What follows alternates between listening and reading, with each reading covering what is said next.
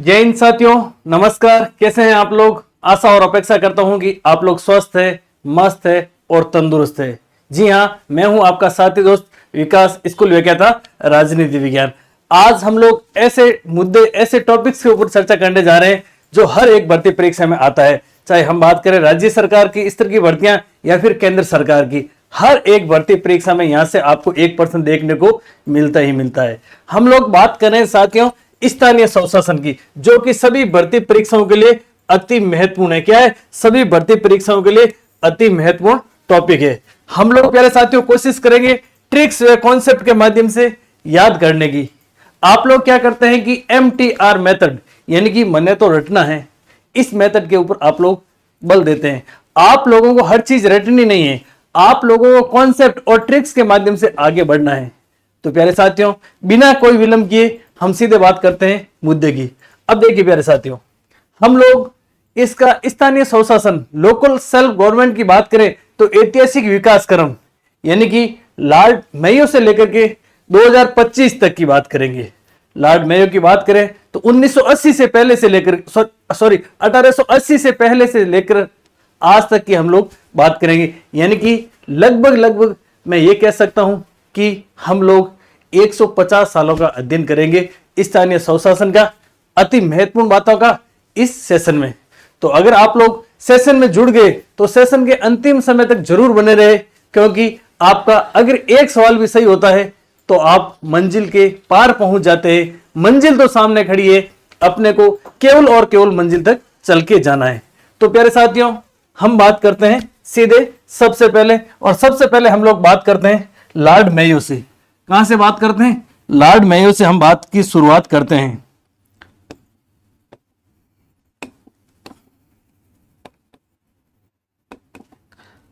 अब देखिए साथियों, सबसे पहले स्थानीय शासन या फिर स्थानीय स्वशासन, स्थानीय स्वशासन या फिर स्थानीय शासन एक ही बात है, ज्यादा कोई लंबा चौड़ा डिफरेंस नहीं है। स्थानीय स्वशासन का प्रस्ताव कब आया? तो ध्यान रखना, प्रस्ताव आया था आपके लॉर्ड मेयो के काल में। कब आया था? लॉर्ड मेयो के काल में आया था। लेकिन प्यारे साथियों ध्यान रखना, यह प्रस्ताव है जो पारित नहीं हो पाया। यानी कि प्रस्ताव आया जरूर था लेकिन सिरे नहीं चढ़ रहा था। तो अपने ज्यादा ये वाली लाइन है जो ज्यादा इंपॉर्टेंट नहीं है। इंपॉर्टेंट अब शुरू होगा, स्थानीय स्वशासन का जनक किसे कहा जाता है? स्थानीय स्वशासन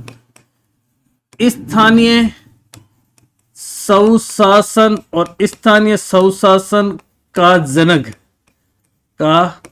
जनक यानी कि father of local self government किसे कहा जाता है? तो आप लोगों का उत्तर होगा कि सर लॉर्ड रिपन को कहा जाता है। किसे कहा जाता है? लॉर्ड रिपन को। लॉर्ड रिपन को क्या कहा जाता है? Father of local self government कहा जाता है।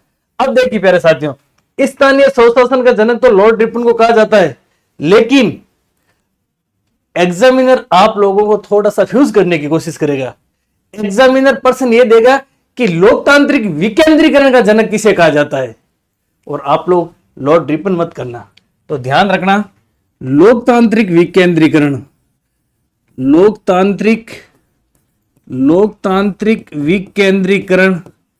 और लोकतांत्रिक विकेंद्रीकरण का जनक किसे कहा जाता है? बलवंत राय मेहता को कहा जाता है। यहां से आपका अच्छा प्रश्न बनेगा। प्रश्न की शुरुआत यहां से भी हो सकती है, कई बार यह प्रश्न भी आया हुआ, लेकिन गच्चा खिलाने के लिए दोनों प्रश्न एग्जामिनर आप लोगों को साथ में दे सकता है। लोकतांत्रिक स्वशासन का जनक लॉर्ड रिपन और लोकतांत्रिक विकेंद्रीकरण का जनक बलवंत राय मेहता को कहा जाता है। अब देखिए प्यारे साथियों, स्थानीय स्वशासन की आवश्यकता क्यों पड़ती है? अब आप लोगों के मन में आ रहा है कि सर स्थानीय स्वशासन या फिर लोकल सेल्फ गवर्नमेंट की आवश्यकता ही क्यों पड़ी? प्यारे साथियों, हम लोग बात करें भारत की तो भारत में संघीय शासन व्यवस्था है, और संघीय शासन व्यवस्था की हम लोग बात करें तो दो सरकारें होती है, यानी केंद्र स्तर पर केंद्र सरकार और आगे राज्यों की राज्य सरकारें। लेकिन प्यारे साथियों, स्थानीय स्तर की स्थानीय समस्याओं का अच्छे ढंग से अगर समाधान करना हो तो कौन कर सकते हैं? स्थानीय स्तर के लोग ही कर सकते हैं। जैसे कि मैं आप लोगों को छोटे से उदाहरण के माध्यम से समझाना चाहता हूं। यह है अपना क्या है? यह है अपना भारत। क्या है? अपना प्यारा सा भारत। और भारत की बात करें तो विश्व का सबसे बड़ा लोकतांत्रिक देश। अब देखो ये अपना भारत है, ठीक है। भारत के मध्य में बैठे हैं मोदी जी। मध्य में बैठे मतलब बीच में बैठे, सेंटर में बैठे हैं। वैसे देखा जाए तो सबसे ऊपर बैठे। ऊपर कहां? अपन बात करें केंद्र सरकार की, केंद्र सरकार में प्रधानमंत्री है तो सबसे ऊपर ही है। लेकिन साथ साथ में हम लोग बात करें सबसे ऊपर या सर्वोच्च नागरिक की बात करें तो भारत का सर्वोच्च नागरिक तो कौन है? राष्ट्रपति जी है, ठीक है। अब देखो ये सेंटर में बैठे हैं, अपन कह सकते हैं कि ऊपर बैठे, ठीक है। अब भारत की जनता, अधिकांश जनता तो यहां देखिए गांवों में बैठी है। ये गांवों पे, गांव ढाणी के अंतिम छोर पे बैठी है, ठीक है। ये गांव ढाणी के अंतिम छोर पे बैठी है। ये मोदी जी बैठे हैं, ठीक है। ये अलग अलग राज्य है, मान लीजिए जैसे कि वर्तमान में 28 राज्य है और 8 केंद्र शासित प्रदेश है, ठीक है भाई साहब। अब मान लीजिए ये राज्य हो गए सब, ठीक है। अब मान लीजिए कि यहां पर कोई भारत का नागरिक बैठा है गांव ढाणी के अंतिम छोर पर, ठीक है। अब उसको कोई समस्या, मान लो उसके पानी की समस्या है या फिर खाने की समस्या है या फिर रहने की समस्या है या फिर और कोई समस्या है। समस्या तो खूब ही है, समस्या के अलावा तो जिंदगी में कुछ है ही नहीं, ठीक है। अब देखो ये अपनी समस्या भाई साहब किसको बताएगा? या तो ये समस्या बताएगा राज्य के सीएम को या फिर बताएगा पीएम को, क्योंकि भारत एक विश्व का सबसे बड़ा लोकतांत्रिक देश। और लोकतंत्र में हम बात करें, भारत की तो सबसे अनूठी विशेषता है कल्याणकारी राज्य की। यानी भारत में गर्भ से लेकर के कब्र तक सरकार सहायता करती है। कहां से कहां तक? गर्भ से लेकर के, गर्भ से कब्र तक। यानी कि बच्चा मां के गर्भ में होता है, गर्भावस्था में होता है, वहां से सरकारें सहायता करनी शुरू करती है, पोषाहार देती है। और जब जीवन के अंतिम समय में मैं यूं बात करूं कि वो उसकी सांस से किसी की मान लीजिए निकलने वाली है और उसके कोई आगे पीछे घर वाले है नहीं, ठीक है, तो अंतिम संस्कार करने की जिम्मेदारी भी किसकी होती है? प्रशासन की है, ठीक है। यहां तक आपको समझ आ गई। अब देखो समस्याएं खूब है, मैंने कहा समस्या आपके भी खूब है, मेरे भी खूब है, सबके खूब है। और समस्या होनी भी चाहिए। समस्या उसी के सामने आती है, यानी कि चैलेंजेस उसी के सामने आते हैं जो चैलेंजेस का सामना करने की क्षमता रखता है। और जो क्षमता रखेगा वो विजय होगा। यानी कि मान ली तो हार है और ठान ली तो जीत है। तो स्थानीय स्तर के लोगों की स्थानीय समस्याओं का निवारण स्थानीय स्तर पर करने के लिए स्थानीय स्वशासन की आवश्यकता पड़ी। आशा और अपेक्षा करता हूं कि आप लोग समझ गए होंगे, ठीक है साथियों। अब देखो, अब स्थानीय शासन की बात करें तो जैसे कि भारत का संविधान लागू हुआ था आपके 26 जनवरी 1950 को। कब हुआ था? 26 जनवरी 1950 को, ठीक है। उस समय से स्थानीय स्वशासन की शुरुआत हो गई थी क्या? या फिर मैं ये बात करूं कि वर्तमान समय में भारत में त्रिस्तरीय सरकार है। कितने स्तर की? त्रिस्तरीय सरकार। त्रिस्तरीय सरकार की बात करें तो ये देख लीजिए पिरामिड नुमा, सबसे ऊपर केंद्र सरकार, ठीक है भाई साहब, केंद्र सरकार ही हो गई, ठीक है। उसके बाद में बात करें तो राज्यों की सरकार, यानी अलग अलग राज्यों की सरकार, तो राज्य सरकार। और उसके बाद में नीचे बात करें तो ये आपके स्थानीय सरकार, ठीक है। अब जब संविधान लागू हुआ था ना तो त्रिस्तरीय सरकार की व्यवस्था नहीं थी, यानी 2 स्तर की सरकारें ही हुआ करती थी, ठीक है भाई साहब। अब आपके मन में आ रहा सर उस समय 2 स्तर की सरकारें थी, आप तो लिख रहे हैं कि त्रिस्तरीय व्यवस्था है भारत में। बिल्कुल है, इसमें कोई दो राय नहीं है। और आपको भी पता है हम कड़ी से कड़ी ऐतिहासिक विकास क्रम पढ़ते हुए 2025 तक आएंगे। अब देखो उस समय त्रिस्तरीय व्यवस्था की अपन कह सकते हैं व्यवस्था त्रिस्तरीय नहीं थी। अब हम लोग बात करते हैं कि उस समय कई लोगों ने कहा था कि त्रिस्तरीय व्यवस्था होनी चाहिए, लेकिन भारतीय संविधान के जनक और जननी डॉक्टर BR अम्बेडकर साहब पंचायती राज के या फिर स्थानीय स्वशासन के अपन कह सकते हैं पुरजोर तरीके से इसका विरोध करते थे, क्योंकि अम्बेडकर साहब जानते थे कि भारत की अधिकांश जनता अनपढ़ है। जो गरीब दलित लोग हैं वो उनको बिल्कुल भी मौका नहीं मिलेगा, और जो अगड़े लोग हैं वो स्थानीय स्तर पर राज करेंगे और बाकी वालों को दबाने की कोशिश करेंगे। ये मैं नहीं कह रहा हूं, उस समय तत्कालीन परिस्थितियां थी। अंबेडकर साहब के ऐसे मन में विचार आ रहे थे। हालांकि बात करें पंडित जवाहरलाल नेहरू की या फिर अपन बात करें महात्मा गांधी की, महात्मा गांधी ने कहा था कि भारत की अधिकांश आत्मा या फिर भारत की आत्मा गांवों में निवास करती है। अगर गांवों में स्थानीय स्तर पर स्थानीय शासन नहीं होगा तो गांवों की आत्मा मर जाएगी, गांव नष्ट हो जाएंगे, और गांव नष्ट हो जाएगा तो भारत नष्ट हो जाएगा। ये मैं नहीं कह रहा हूं, ये गांधी जी ने कहा था। ठीक है, हालांकि परिस्थितियां अनुकूल नहीं थी, अपन कह सकते हैं स्थानीय शासन की शुरुआत उस समय नहीं कर पाए। लेकिन बात करें हम डीपीएसपी की, directive principle of state policy, DPSP की बात करें, भारतीय संविधान और भारतीय संविधान में डीपीएसपी का उल्लेख कहां पर है तो भाग 4। कहां पर? भाग 4। अनुच्छेद की बात करें तो 36 से लेकर के 51 तक। हम लोग बात करें भारतीय संविधान का आर्टिकल 40, ये आपके पंचायतों के गठन की बात करता है। किसकी बात करता है? पंचायतों के गठन की।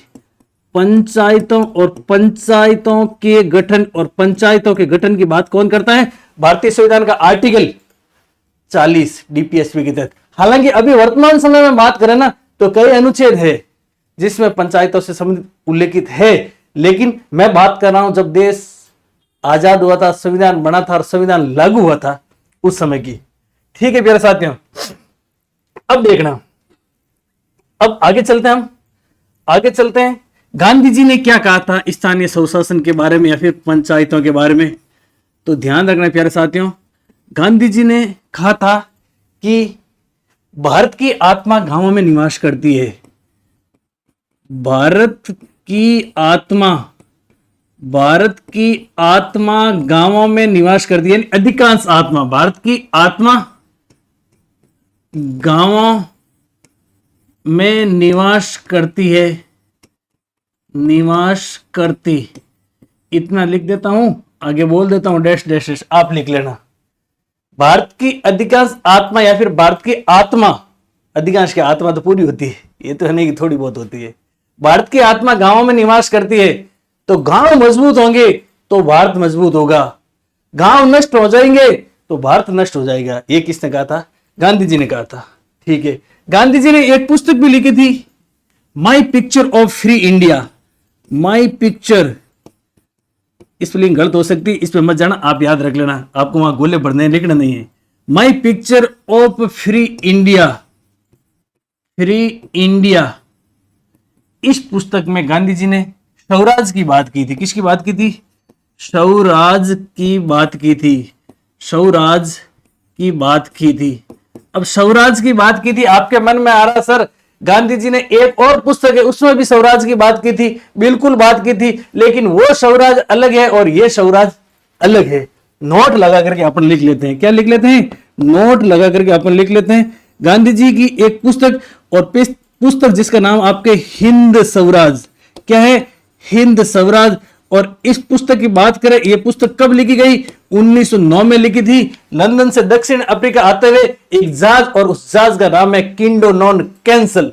क्या नाम है? जहाज, और जहाज का नाम है आपके किंडो नॉन कैंसल। और ये किंडो नॉन कैंसल है जो आपकी परीक्षा में आएगा, याद रख लेना।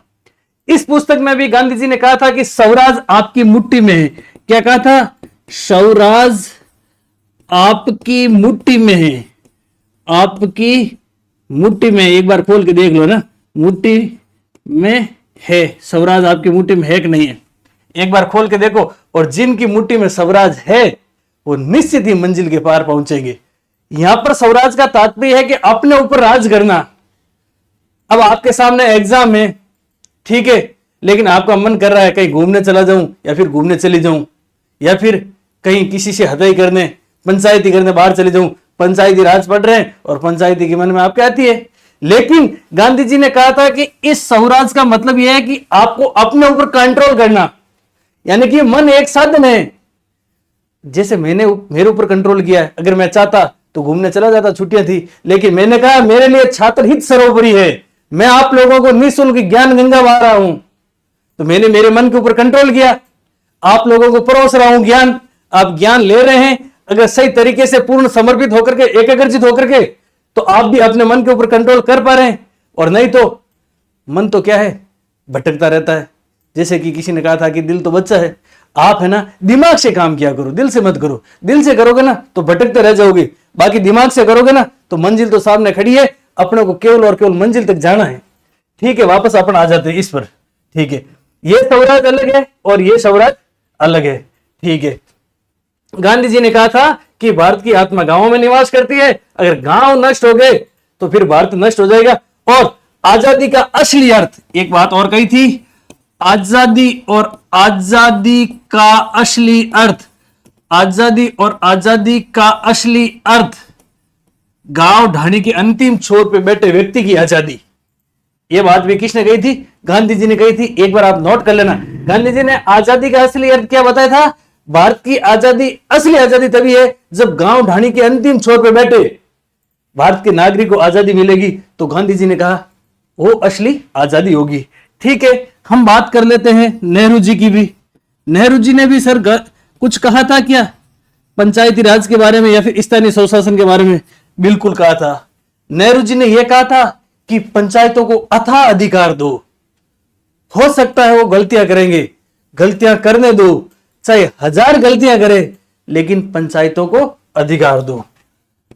पंचायतों या फिर स्थानीय स्तर के लोगों को अधिकार दो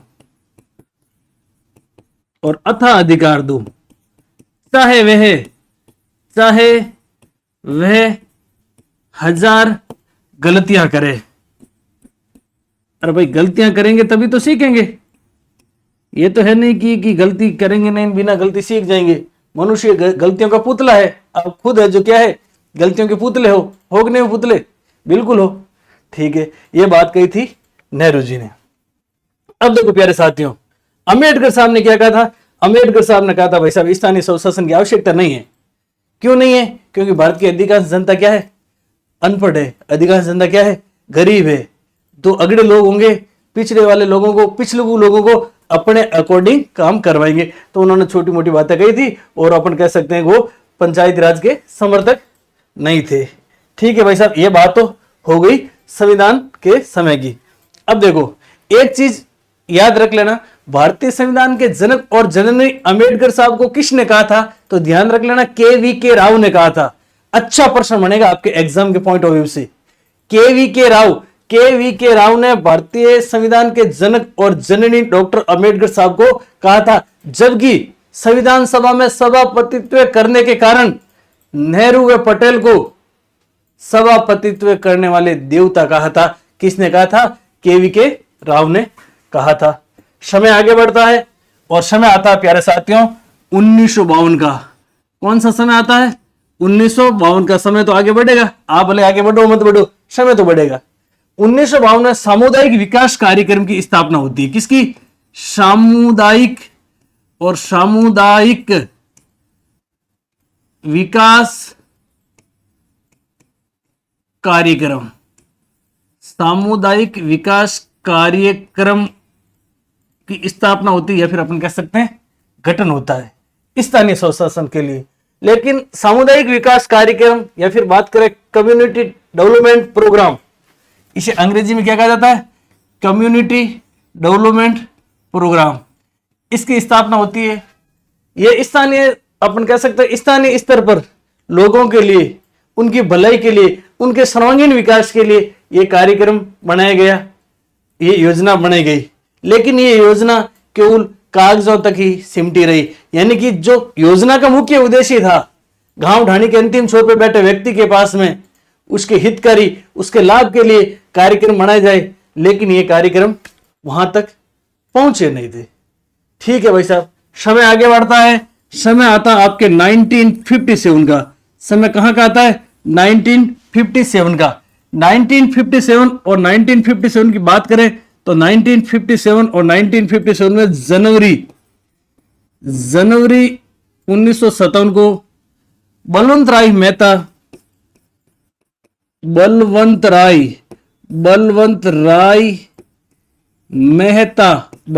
मेहता की अध्यक्षता में एक समिति बनती है, बलवंत राय मेहता समिति।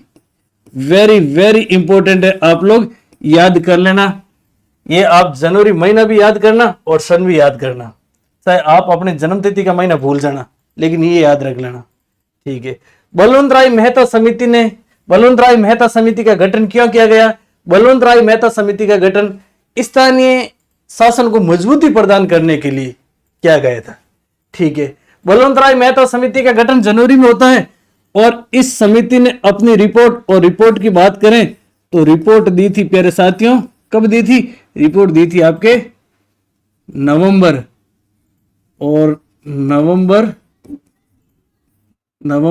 1957 को। इस रिपोर्ट को स्वीकार कब किया था? राष्ट्रीय विकास परिषद, लिख लो, राष्ट्रीय विकास परिषद और राष्ट्रीय विकास परिषद ने आपके 12 जनवरी 1958 को क्या कर लिया? स्वीकार कर लिया। किसे?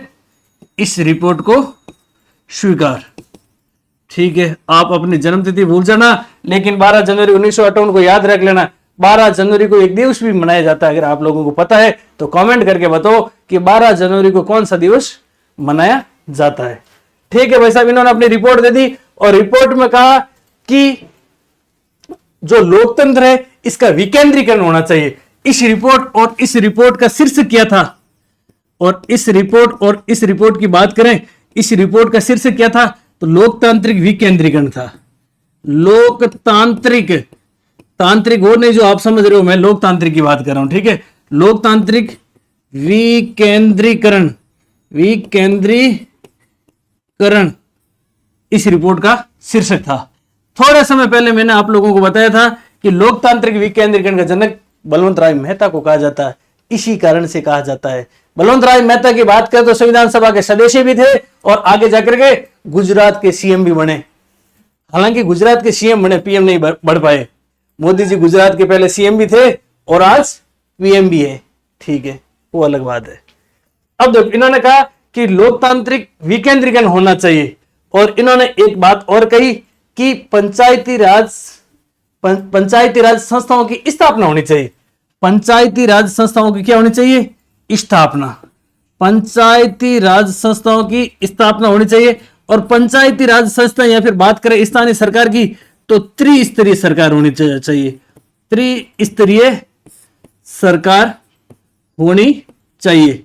इस त्रिस्तरीय सरकार की बात करें तो इन्होंने कहा सबसे ऊपर जिला स्तर पर जिला परिषद होनी चाहिए। क्या होनी चाहिए? जिला परिषद होनी चाहिए। उसके नीचे होनी चाहिए आपके पंचायत समिति या फिर मंडल पंचायत, पंचायत समिति और उसके नीचे होनी चाहिए आपके ग्राम पंचायत। क्या होनी चाहिए? ग्राम पंचायत। अब मैं आपसे एक प्रश्न पूछना चाहता हूं और प्रश्न यह है कि भारत में प्रत्यक्ष लोकतंत्र की झलक कहां पर देखने को मिलती है? अगर आप लोगों को प्रश्न आ रहा है तो कमेंट बॉक्स में कमेंट करके बताइए, भारत में प्रत्यक्ष लोकतंत्र की झलक कहां पर देखने को मिलती है? और प्रत्यक्ष लोकतंत्र की झलक देखने को मिलती है साथियों ग्राम सभा में। नोट लगा कर लिखो, भारत में प्रत्यक्ष लोकतंत्र और प्रत्यक्ष लोकतंत्र की झलक और ये प्रत्यक्ष लोकतंत्र की झलक कहां पर देखने को मिलती है? ग्राम सभा में। अब ग्राम सभा की बात आई तो मैं एक और प्रश्न आप लोगों से पूछ लेता हूं कि, और वो प्रश्न बहुत अच्छा प्रश्न है और आप लोग अक्सर गच्चा खा जाते हैं। प्रश्न यह है कि ग्राम सभा के सदस्य कौन होते हैं? ग्राम सभा के सदस्य कौन होते हैं? और अधिकांश प्रतियोगी योद्धाओं का उत्तर आएगा सर ग्राम पंचायत में रहने वाले लोग ग्राम सभा के सदस्य होते हैं। और आप लोगों का उत्तर है जो सरासर गलत हो जाएगा। ग्राम सभा के सदस्य ग्राम पंचायत में पंजीकृत मतदाता सूची में जो गांव के नागरिक है वो ग्राम सभा के सदस्य होते हैं। और प्रत्यक्ष लोकतंत्र की झलक कहां पर दिखाई जाती है? वहां दिखाई देती है। एक और प्रश्न ग्राम सभा की बात आती है तो मुझे याद आता है, ग्राम सभा के साल में बैठ के कितनी बार होती है? और प्यारे साथियों बैठ के कितनी बार होती है? होती है आपके 4 बार। आप लोग कमेंट करके बता सकते हैं ग्राम सभा की साल में 4 बैठ के कब कब होती है? फटाफट से अगर आप लोगों को पता है तो कमेंट करके बताइए। अब देखो भाई साहब, 12 जनवरी 1958 को ये रिपोर्ट स्वीकार कर लेते हैं और समय आगे बढ़ता है। हम लोग विकास क्रम पढ़ रहे हैं तो समय तो आगे बढ़ेगा ही, आप आगे बढ़ो या मत बढ़ो, समय तो आगे बढ़ेगा। समय है आपके प्यारे साथियों 2 अक्टूबर 1959 का, 2 अक्टूबर 1959 का समय है। 2 अक्टूबर 1959 को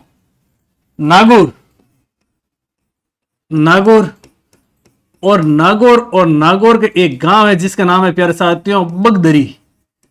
नागौर का गांव है बगदरी। आप लोगों को पता तो फटाफट से कमेंट करके बताइए, वर्तमान समय में नागौर संसदीय क्षेत्र से एमपी कौन है? नागौर का गांव है बगदरी। 2 अक्टूबर 1959 को नागौर के बगदरी गांव में कौन आते हैं? प्यारे साथियों आपके पंडित जवाहरलाल नेहरू साहब आते हैं। पंडित जवाहरलाल नेहरू साहब आते हैं, तत्कालीन भारत के प्रधानमंत्री, और उन्होंने पंचायती राज का शुभारंभ किया। पंचायती राज का शुभारंभ, या फिर हम कह सकते हैं श्री गणेश किया। अब यह प्रश्न तो कई बार आ चुका है कि पंचायती राज का शुभारंभ या पंचायती राज की नींव कहां से पड़ी? नागौर से पड़ी। नागौर में कहां से पड़ी? बगदड़ी गांव से पड़ी।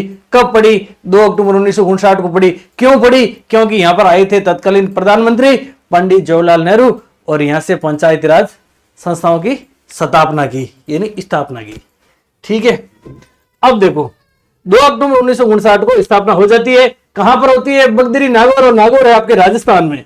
अब देखो यहां से बहुत अच्छा प्रश्न बनेगा, और प्रश्न यह बनेगा कि भारत में पंचायती राज व्यवस्था की स्थापना किस राज्य में हुई?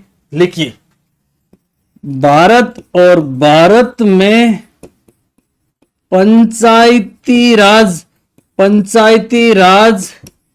की स्थापना सर्वप्रथम लिख लो पहले। सर्वप्रथम की बात करें तो सबसे पहली बार भारत में पंचायती राज की स्थापना किस राज्य में हुई? तो आपका उत्तर आएगा सर राजस्थान में। RAJASTHAN, राजस्थान में। अगला प्रश्न एग्जामिनर पूछेगा और मैं भी पूछूंगा, भारत में पंचायती राज की स्थापना राजस्थान में हुई सर्वप्रथम, लेकिन पंचायतों के सर्वप्रथम चुनाव कहां पर हुए थे? तो ध्यान रखना प्यारे साथियों, 11 अक्टूबर 1959 आंध्र प्रदेश। कौन सा प्रदेश? आंध्र प्रदेश। और आंध्र प्रदेश में पंचायती राज, कौन सा राज? पंचायती राज के तहत, या फिर सीधे लिख लो पंचायती राज, और पंचायती राज के चुनाव हुए। क्या हुए? पंचायती राज के चुनाव हुए। ठीक है साथियों, अब देखना पंचायती राज की स्थापना राजस्थान में, और हम बात करें सबसे पहले चुनाव तो 11 अक्टूबर 1959 को कहां पर हुए थे? आंध्र प्रदेश में। समय आगे बढ़ता है। क्या बढ़ता है? समय तो आगे बढ़ेगा, मैंने पहले ही कहा था। अपन रोक भी नहीं सकते, अपन घड़ी को पकड़ के थोड़ी बैठ सकते हैं, या फिर अपन है जो घड़ी का सेल निकालने से समय थोड़ी रुकता, या फिर कैलेंडर को फाड़ दें तो समय थोड़ी रुकता। समय तो आगे बढ़ेगा, अपन आगे बढ़े या नहीं बढ़े वो अलग बात है। बात आती प्यारे साथी 1977 की। अब देखो बात आती है आपके कब? 1977 की। लेकिन 1977 की बात आएगी उससे पहले आप लोगों की जानकारी के लिए थोड़ी सी मैं 2 मिनट की इंफॉर्मेशन दूंगा। ये इंफॉर्मेशन आपकी तैयारी को पंख लगाएगी, और वो इंफॉर्मेशन ये है, अगर आप लोग तैयारी कर रहे हैं स्कूल लेक्चरर की,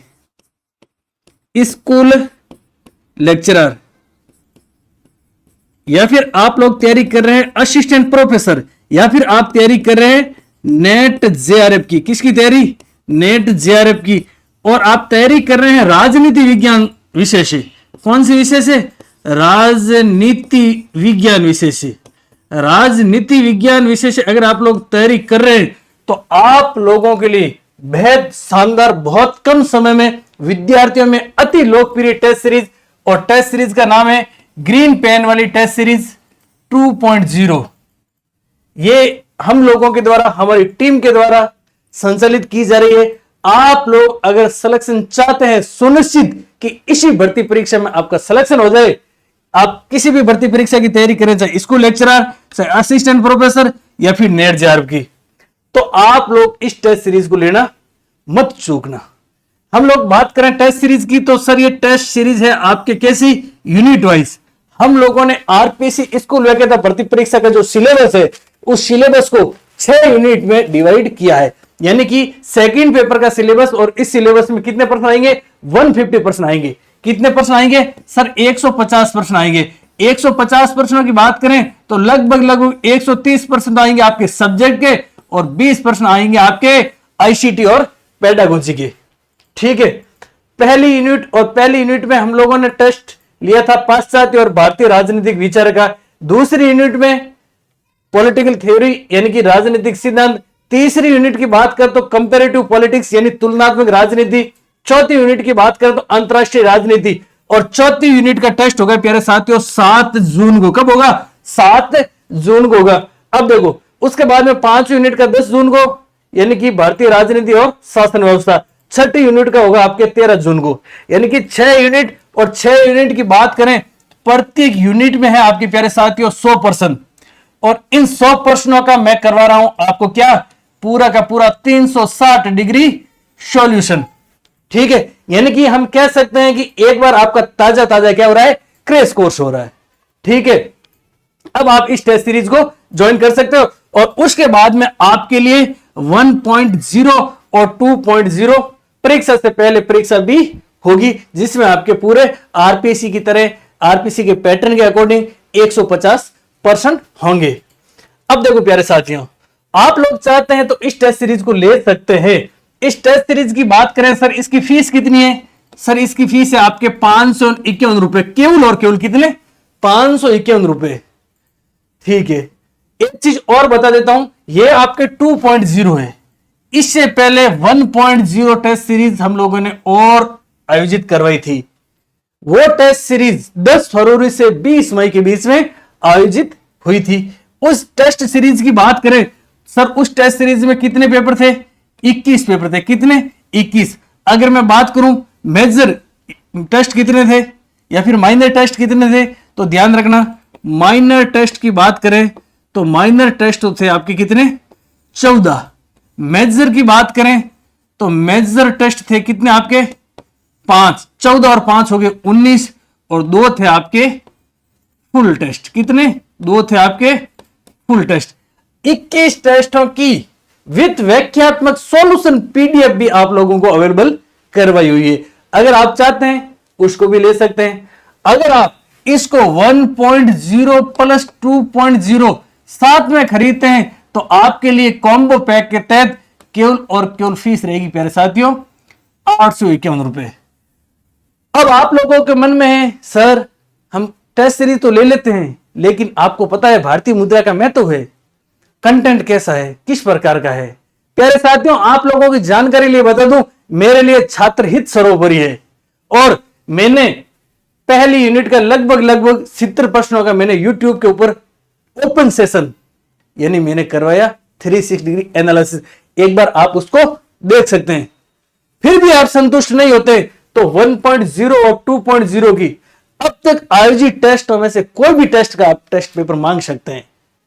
हालांकि मैं 2 पेपर बच्चों को देता हूं देखने के लिए, क्योंकि मैं ऐसे नहीं, मुझे पता है आपके ऊपर बेरोजगारी रूपी कलंक लगा हुआ, अभी बेरोजगारी रूपी दंश लगा हुआ, और इस बेरोजगारी में एक एक रुपया महत्वपूर्ण होता है। तो हमारी थीम ये है, हम भी बनेंगे वैक्यता, हम भी लेंगे मोहर, लेकिन सबसे पहले हम क्या करेंगे, देखेंगे। तो सबसे पहले आप क्या करो, देखो, उसके बाद में निरखो, देख लिया, उसके बाद में निरख लिया, उसके बाद में परखो, निरखने के बाद में परखोगे। अरे निरखना मेरे को नहीं है, ठीक है ना, कंटेंट को निरखना है कि कंटेंट कैसा है। उसके बाद में आपको अच्छा लगे तो आप लोगों को क्या करना है, टेस्ट सीरीज को ज्वाइन करना है। यानी पहले इस्तेमाल करो फिर विश्वास करो। और भी आपको जानकारी चाहिए तो आप दिए गए मोबाइल नंबर, ये आपको मोबाइल नंबर दे देता हूं 9214534843। और एक चीज और बता देता हूं प्यारे विद्यार्थियों, सफल व्यक्ति ही बता सकते हैं सफलता के राज। अब ऐसे नहीं कि ऐसे लोगों के साथ में जुड़ जाए जो आपके ऊपर प्रयोग करे। अगर मैं पिछली भर्ती परीक्षा में व्याख्याता लगाऊं राजनीति विज्ञान से, तो मुझे पता है कि प्रश्न कहां से आते हैं, पेपर का कठिनाई स्तर, क्लिष्टता का स्तर किस प्रकार का है। तो बाकी आपकी इच्छा है, आप खुद विवेकशील है, क्योंकि मनुष्य सभी प्राणियों में सर्वाधिक विवेकशील होता है। और आप लोग तैयारी करें ग्रेड फर्स्ट की या फिर असिस्टेंट प्रोफेसर की, तो आप लोगों को मोटिवेट करना और समझाना सूरज को दीपक दिखाने जैसा है। ठीक है साथियों, अपन वापस बात करते हैं मुद्दे की। अब देखो, हम लोग बलवंत राय मेहता समिति को पढ़ लिया। मैंने आपको बताया कि बलवंत राय मेहता समिति का गठन कब होता है, जनवरी 1957 को होता है। उसके बाद में नवंबर में रिपोर्ट देती है और उसके बाद में 12 जनवरी 1958 को रिपोर्ट को स्वीकार कर लिया जाता है। किसके द्वारा, राष्ट्रीय योजना आयोग के द्वारा। इन्होंने पंचायती राज का त्रिस्तरीय संरचना बताई थी। समय आगे बढ़ता है और समय आता है प्यारे साथियों 1977 का। 1977 में अशोक मेहता समिति का गठन किया जाता है, 13 सदस्यीय समिति जिसके अध्यक्ष होते हैं अशोक मेहता। और 1977 में इसका गठन होता है और 1978 में यह क्या देती है, रिपोर्ट देती है। इस समय सरकार किसकी होती है, सरकार होती है मोरारजी देसाई। वो नहीं जो देसाई बीड़ी के मालिक है, आप ऐसे मत समझना। पहले गैर कांग्रेसी प्रधानमंत्री थे कौन, मोरारजी देसाई। इन समय इस समिति का गठन किया जाता है। इस समिति ने कहा भाई साहब पंचायती राज के स्तर होने चाहिए कितने, 2। एक तो होना चाहिए जिला स्तर या फिर जिला परिषद और एक मंडल पंचायत, यानी कि ग्राम पंचायतों की आवश्यकता नहीं है। किसने कहा, अशोक मेहता ने कहा। लेकिन इन सिफारिशों को माना नहीं गया था ढंग से। उसके बाद में एक समिति बनती है, इस समिति का नाम है GV राव समिति। यह कब बनती है सर, यह बनती है आपके 1985 में। इसी समिति और इसी समिति को कहा जाता है क्या, इसी समिति और इसी समिति को प्यारे, इस समिति ने कहा कि पंचायती राज संस्थाएं बिना जड़ वाली घास है। बिना जड़ की घास कैसी होती है वो, तो जड़ की घास तो मैंने भी देखी है, खरपतवार फसलों में से मैंने खूब उपाड़ा है। ऐसे मत सोचना कि मैं कोई सोने का चम्मच लेके जन्म लिया हूं, ठीक है ना। एक किसान परिवार से बिलोंग करता हूं, खेत में काम खूब किया हुआ। अब देखो इस समिति को कहा जाता है, एक तो इसका नाम आपके कार्ड समिति। कौन सी समिति, कार्ड समिति। इस समिति ने क्या कहा, इस समिति ने कहा था, इस समिति ने कहा कि पंचायती राज संस्थाएं बिना जड़ की घास है। याद रख लेना आप, तो बिना जड़ और बिना जड़ की घास है। क्या है, बिना जड़ की घास है। समय आगे बढ़ता है, एक और समिति बनती है ML सिंघवी समिति, और समिति बनती है आपके 1986 में। समय और आगे बढ़ता है, समिति बनती है आपके 1988 में। और PK थुंगन समिति, यह आपके इंपॉर्टेंट है। इसके ऊपर आपको क्या लगाना, सटार। और कौन सा सटार, 7 स्टार लगा देना, ठीक है। अब देखो PK थुंगन समिति की सिफारिश पर, PK थुंगन समिति की सिफारिश पर स्थानीय स्वशासन को मिलती है संवैधानिक मान्यता। क्या मिलती है, संवैधानिक मान्यता। कौन सी समिति की सिफारिश पर, PK थुंगन समिति की सिफारिश पर। सर कब मिली संवैधानिक मान्यता, 72 संविधान संशोधन के तहत मिली आपके, किसको, पंचायतों को, ग्राम पंचायत को। और हम लोग बात करें कि सर नगरीय शासन को भी मिली, बिल्कुल नगरीय शासन को भी मिली। हम लोग आप लोगों को पूरा बताएंगे, लेकिन उससे पहले हम करेंगे जलपान, यानी पिएंगे पानी।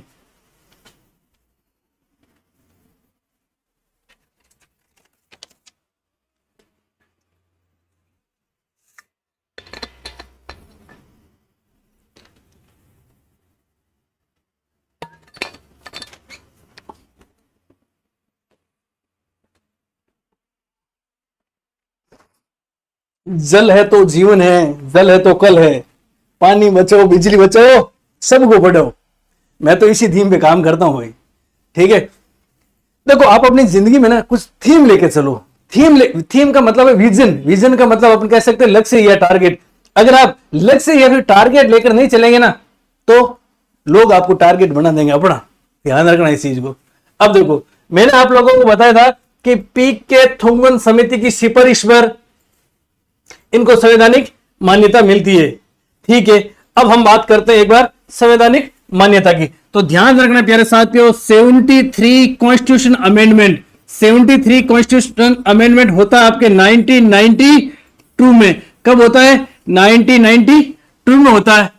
इसके तहत पंचायती राज को मिलती है आपके संवैधानिक मान्यता। पंचायती राज और पंचायती राज को संवैधानिक मान्यता मिलती है।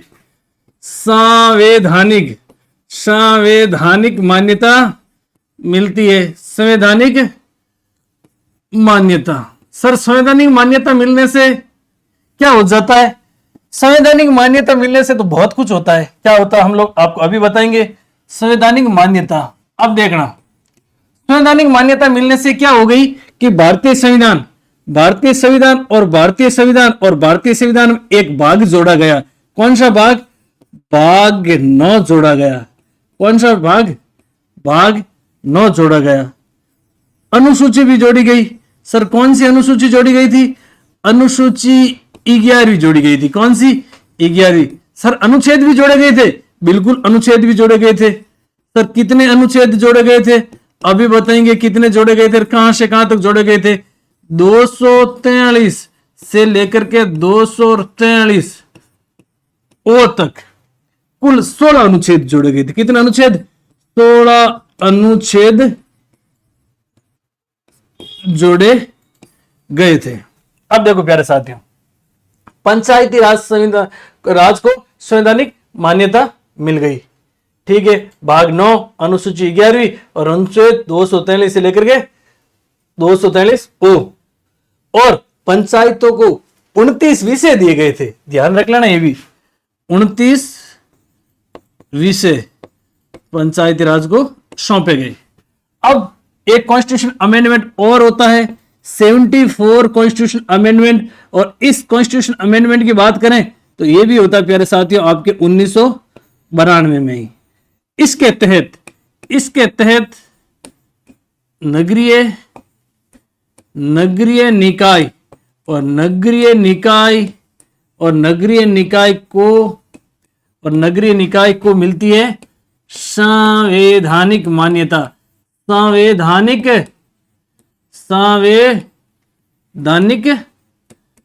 मान्यता मिलती है। सर संवैधानिक मान्यता मिली तो इसमें भी कोई भाग जोड़ा गया था? बिल्कुल भाग जोड़ा गया था। भारतीय संविधान और भारतीय संविधान में भाग जोड़ा गया था आपके 9A अनुसूची जोड़ी गई थी। और अनुसूची की बात करें तो अनुसूची कौन सी जोड़ी गई? ध्यान रखना, अनुसूची जोड़ी गई थी आपके 12वीं। कौन सी? 12वीं। और अनुच्छेद की बात करें ना, अनुच्छेद तो 243 पी फॉर पीकॉक, पी से लेकर के 243 और 243 ZG तक अनुच्छेद भी जोड़े गए। और नगर निकाय को कितने विषय दिए गए थे? ध्यान रखना, 18 विषय समर्पित किए। सर आपने ये तो बता दिया कि पंचायती राज संस्थाओं को स्थानीय मान्यता संवैधानिक मान्यता मिली। तो पंचायती राज या फिर स्थानीय स्वशासन किस सूची का विषय है? आप ये भी बताओ। बिल्कुल सूची बता देता हूं। 7वीं अनुसूची और 7वीं अनुसूची के तहत राज्य सूची का विषय है स्थानीय स्वशासन। और राज्य सूची की बात करें या फिर 7वीं अनुसूची की बात करें तो प्रविष्टि संख्या 5 पर स्थानीय स्वशासन की बात लिखी हुई है। यह भी आप लोग नोट डाउन कर लीजिए। लगे हाथ सब चीजें आप लोग लिख दो। ऐसा मौका फिर में ज्ञान गंगा वाला कहीं नहीं मिलेगा। स्थानीय शासन और स्थानीय शासन की बात करें ना, स्थानीय शासन और स्थानीय शासन है आपके राज्य सूची का विषय। किस सूची का विषय? राज्य सूची का विषय। और राज्य सूची का उल्लेख कहां पर है? राज्य सूची का उल्लेख है 7वीं अनुसूची। कौन सी अनुसूची? 7वीं अनुसूची। और 7वीं अनुसूची और 7वीं अनुसूची की प्रविष्टि संख्या 5। प्रविष्टि संख्या 5 पर स्थानीय शासन का उल्लेख है। सर हमारे को ये याद करना पड़ेगा क्या? याद तो करना ही पड़ेगा। बाकी याद कौन करेगा, मेरे को तो याद था, मैंने आपको बता दिया। अब देखो ये बात हो गई। अब लगे हाथ, दो चार चीजें मैं आपको और बताऊंगा, और दो चार चीजें मैं आपको और ये बताऊंगा। 24 अप्रैल, और 24 अप्रैल को एक दिवस मनाया जाता है, 24 अप्रैल को एक दिवस मनाया जाता है, और उस दिवस का नाम है प्यारे साथियों आपके पंचायती राज दिवस। कौन सा राज दिवस? पंचायती राज दिवस। एक दिवस मनाया जाता है आपके 25 जनवरी को। कौन सी जनवरी? 25 जनवरी को। और 25 जनवरी को मनाया जाता है आपके राष्ट्रीय मतदाता दिवस। राष्ट्रीय आपके मतदाता दिवस, मतदाता दिवस, यानी कि हम कह सकते हैं नेशनल वोटर डे। सर एक दिवस मनाया जाता है 26 नवंबर को भी, और 26 नवंबर को मनाया जाता है आपके संविधान दिवस। कौन सा दिवस? संविधान दिवस। यहां से भी आप लोगों के प्रश्न आने की पूरी क्या है? संभावना है। तो 3 दिवस भी आप लोग लगे हाथ लिख लेना। क्या कर देना? लगे हाथ लिख देना। अब देखियो वापस आते हैं। 1988 में समिति बन गई, पीके थुंगन समिति, और मैंने आप लोगों को बता दिया कि इस समिति की सिफारिश पर संवैधानिक मान्यता मिली। अब देखो एक और समिति बनती है जिसका नाम है आपके गॉडगिल समिति, और गॉडगिल समिति का गठन भी होता है 1988 में। इस समिति ने कहा कि स्थानीय स्वशासन या फिर पंचायतों को किस प्रकार से प्रभावशाली बनाया जाए। ये ज्यादा कोई मामले वाली बात है नहीं। अब देखो आपको क्या याद रखना, जो मैंने बताया वो तो याद रखना ही रखना, आपको इनका क्रम याद रखना। यहां से अक्सर प्रश्न आता है इजी, हल्का, काजू बादाम जैसा प्रश्न आता है, और आप लोग गच्चे खा जाते हैं। आप लोगों को अपना इनका क्रम याद रखना, यानी कि आप अपनी जन्म का सन भूल जाना कोई फर्क नहीं पड़ेगा बड़ा, वो तो लिखा हुआ है, ये मत भूलना, क्योंकि ये आपका क्या करवाएंगे? सिलेक्शन करवाएंगे। अब ये तो थी आपके स्थानीय शासन से संबंधित समितियां, यानी कि लोकल सेल्फ गवर्नमेंट से संबंधित समितियां केंद्र स्तर की। अब देखो ये समितियां आपको इधर दिख रही है ना, इस पे ऊपर आप लगा देना 7 स्टार। ठीक है, यहां पे क्या लगा देना? 7 स्टार। अब देखो ये समितियां तो फिर भी है ना करीब सबको आती है, यानी करीब सबको आती। ये इधर वाली समितियां ना थोड़ी नई समितियां हैं। नई समितियां तो नहीं है, पुरानी समितियां हैं, लेकिन आप लोगों के लिए नई समितियां हैं, क्योंकि आप लोगों ने ढंग से गहन अध्ययन किया नहीं, विश्लेषण किया नहीं। मैंने आप लोगों को तुलनात्मक तरीके से एक ही स्लाइड के ऊपर परोसने की कोशिश की। परोसते हैं ना, लड्डू है, नुक्ती है, काजू है, बादाम का हीरा है, तो अपन लोग खाता खा लेते हैं ना। तो आप लोगों के सामने परोसा है, आप इसको एज इट इज क्या कर लो? आत्मसात कर लो। ठीक है, हरिश्चंद्र महातुर समिति का गठन होता है आपके 1963 में। सादिक अली समिति का गठन होता है आपके 1964 में। गिरधारी लाल व्यास समिति का गठन होता है 1973 में। हरलाल सिंह खरा समिति का गठन होता है 1990 में। अरुण कुमार समिति का गठन होता है आपके 1996 में। गुलाब चंद कटारिया समिति का गठन होता है 2009 में। और वी.एस. व्यास समिति का गठन होता है 2010 में। सर ये क्या है? ये राजस्थान में पंचायती राज कार्य प्रणाली से संबंधित सुधार समितियां हैं, यानी कि राजस्थान में जो पंचायती राज शासन है इसमें सुधार की आवश्यकता है। सुधार के लिए ये समितियां बनी थी, और समितियां बहुत ज्यादा महत्वपूर्ण है। अब देखो प्रश्न किस प्रकार से आएगा आप लोगों के सामने। प्रश्न 2-4 तरीके से आ सकते हैं, मैं आपको सभी तरीके बता देता हूं। सॉरी, अब देखो यह तो प्रश्न आएगा आपके, इसमें से कौन सी समिति, जो समिति स्थानीय स्तर की है लेकिन राज्य स्तर की है या फिर राजस्थान की है, तो 3 तो ये दे देंगे, 1 ये दे देंगे। इसका संबंध भी स्थानीय स्वशासन से ही है, लेकिन ये पर्टिकुलर केवल राज्य सरकार ने, यानी कि राजस्थान सरकार ने बनाई, और ये केंद्र सरकार ने गठन किया है इन समितियों का।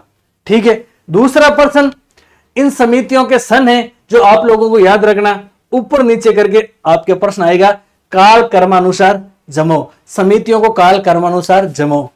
तो प्रश्न कैसा भी आ जाए, आप लोगों का प्रश्न है जो प्यारे साथियों क्या है, जो गलत नहीं होना चाहिए। देखिए मैंने प्रारंभ किया था प्रारंभ किया था लगभग 1880 से लेकर के, और हम लोग सीधे सीधे 2010 तक तो ये आ ही गए, उसके बाद में 2025 तक भी हम पहुंच गए।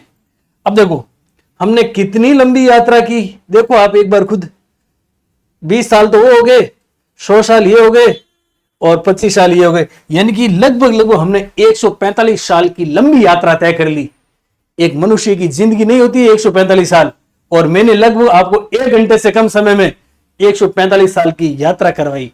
प्यारे साथियों, हमारा उद्देश्य है कम कंटेंट में मैक्सिमम मार्क्स किस प्रकार से प्राप्त करें।